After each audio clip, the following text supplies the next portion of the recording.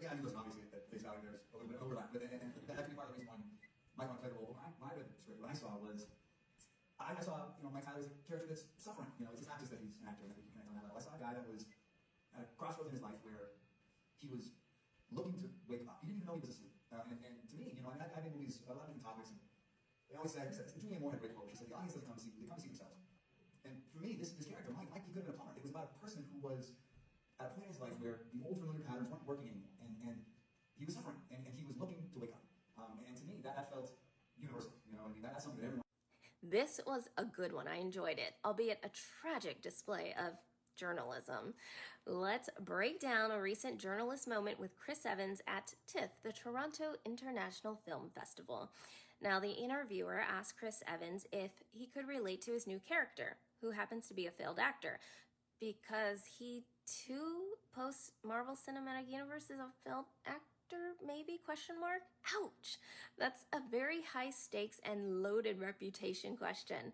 Buckle up, students. Professor Barger is in, and I'm black at it again. Welcome back to TikTok Comms Analysis class, where we don't just talk about communications, we decode patterns, frame by frame, word by word. If you're new here, I'm Amira Barger. Hello. I'm a behavioral communications consultant, professor, author, and your fearlessly authentic bestie. Let's get into it. Make sure you go back and watch the full interaction, because there's a lot of body language from Chris Evans' co-star that I won't get into here today, but is worth noting. So anyhow, 4 ways that Chris Evans handled this and how media training could have helped him handle it just a smidge better, if I do say so myself. First lesson, evidence of good framing. Chris actually pivoted pretty well. He didn't take the bait. He reframed. What I saw in the script, he said, wasn't failure. It was a man at a crossroads, suffering, looking to wake up. That's a textbook example of reframing, which communication theory calls anchoring, setting the terms of interpretation. So instead of defending himself against the failed actor jab, Chris anchored the conversation in something broader, a universal struggle that anyone can relate to. And he mentioned that Julianne Moore once said, audiences don't come to see you, they come to see themselves. He echoed that idea by shifting from Chris Evans, maybe failed actor, to Mike, the everyman, at a crossroads. He made the story about the audience. And this connects directly to someone I've talked a lot about, Edward Bernays, and his work curating the century of self.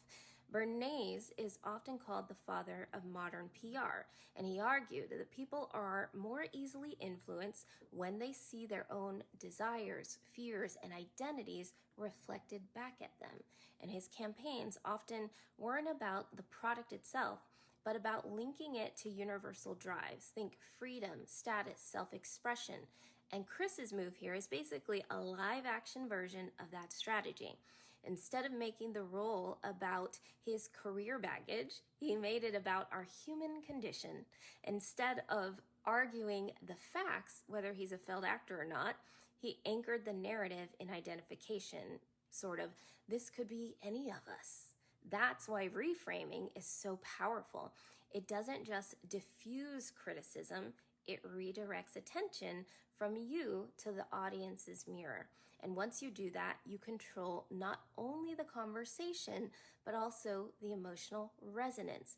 Emotional resonance meaning it vibrates with the listener's own feelings, memories, or values. It's when the audience sees themselves in the story, so the message sticks because it feels personal, not too abstract.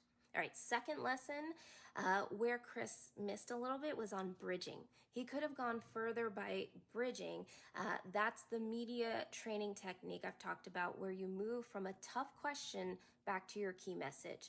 So an example of what he could have said, at face value, sure, overlap exists, but the reason I took this role is because the story isn't about failing at acting. It's about resilience, about waking up to new possibilities, and that's why I think audiences will connect. That's a smooth bridge. You acknowledge, pivot, and you land on your message. The third lesson here is around flagging, owning the narrative. And flagging means literally signposting whatever matters most. And Chris kind of meandered here. His response is thoughtful and heartfelt if you watch it, but you'll notice drift. He starts with overlap, moves into suffering and crossroads, brings in Julianne Moore, and that quote circles back to universality, however you say that word. And the meandering comes from layering multiple frames without ever planting one bold flag. He could have said, here's the key. The film isn't about failure, it's about transformation. That one phrase could flag the headline that you want journalists to run with. And the fourth lesson is on hooking, inviting the question that's next. Hooking is when you give a little teaser that encourages the interviewer to follow your lead. So you might have said something like, Mike could have been a plumber, a teacher, anyone. The story is about waking up. And honestly, there's a personal connection there that I'd love to talk about. Boom. Now the question is yours to shape. You lead. So why should any of us care about this? From a theory perspective, Chris was navigating what linguistic anthropologists, Brown and Levinson, if you want to look it up, call face-threatening acts in politeness theory. So face means your public self-image, how you want to be seen. Positive face equals the desire to be respected, valued, and competent. Negative face equals the desire to be free from imposition. And the essence of the journalist's question, aren't you basically a failed actor too? Directly threatened Chris Evans' positive face, implying incompetence and a lack of career success. And that could easily provoke defensiveness or hostility. But instead of rejecting the label outright, Chris shifted frames.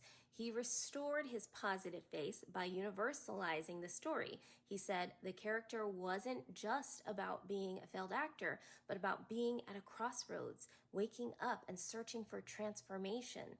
And that move widened the lens. Suddenly, the narrative wasn't about Chris Evans' failures, but about human struggle. And that's a smart rhetorical save. And still, here's the upgrade. With tighter bridging, flagging, and hooking, he could have flipped the sting into a headline-making moment. So bridge, move from awkward premise back to his film's theme. Flag, signpost the key takeaway for the journalist to latch onto. And hook, drop a teaser that invites follow-up on his own terms. And the takeaway for all of us is that when you're put on the spot with a face-threatening question, loaded one, your goal isn't just damage control, it's narrative control. Don't just survive the moment, you steer it. And that is Media Training 101.